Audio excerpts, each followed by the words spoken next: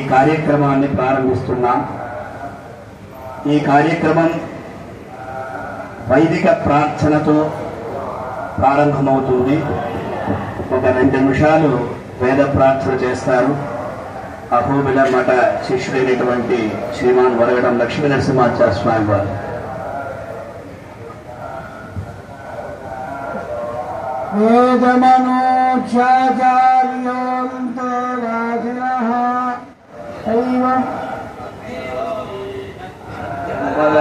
ధర్మంచర స్వాధ్యాయ ఆన్మా ఆచార్యాయ నమాహృత్య పురాతంతుం మావ్యవక్షేత్సి సత్యాన్న ప్రమదితవ్యం ధర్మాన్న ప్రమదితవ్యం కుశలాన్న ప్రమదితవ్యం భూత్యైన ప్రమదితవ్యం స్వాధ్యాయ ప్రవచనాభ్యాం